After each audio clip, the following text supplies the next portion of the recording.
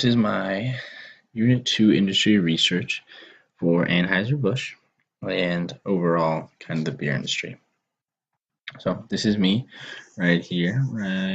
That's me, price number. And then this is just a Anheuser-Busch logo for you.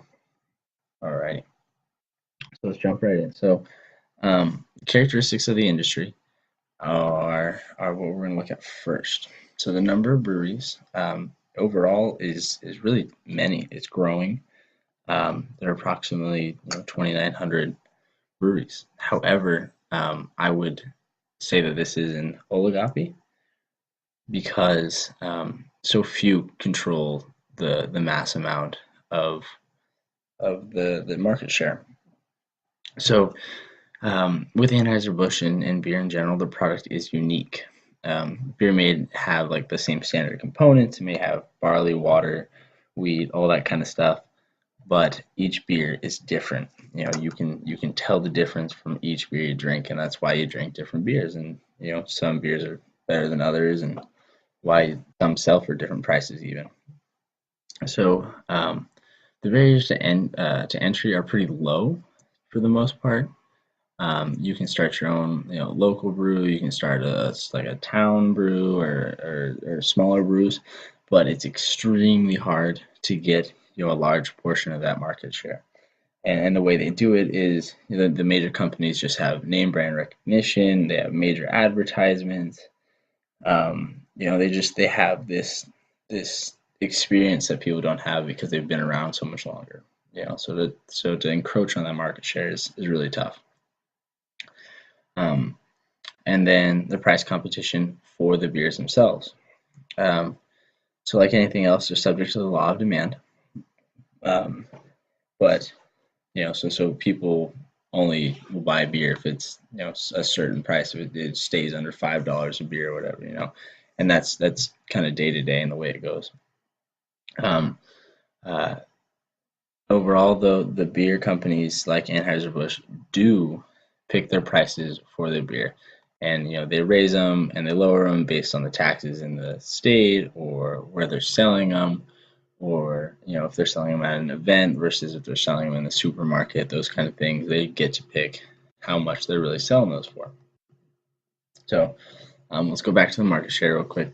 So this is Anheuser-Busch, the company I'm looking at. They hold the largest share of the beer industry in like the sales.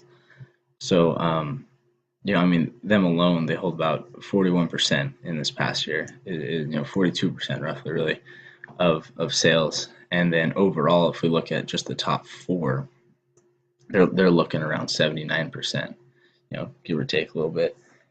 And oligopoly really is said to exist when the four-firm concentration ratio is around 40% or above. That's really what they look for, and this is far over that. So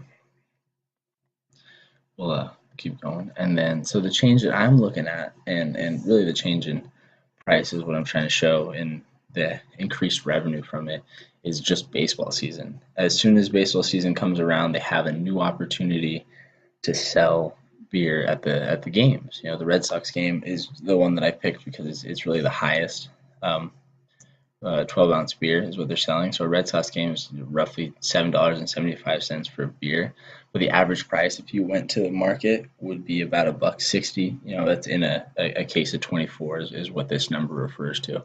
And then I have the links for these if you'd like to check them out in a minute. And so, I mean, the price increase is drastic, and that's just because the tastes of the consumers are just have changed when they get to these baseball games. They just have such a demand to like, oh, I want my beer and I want to see this game, and they have no other way of bringing their own beer in. So they'll pay close to 500% more for their beer, which is just astounding.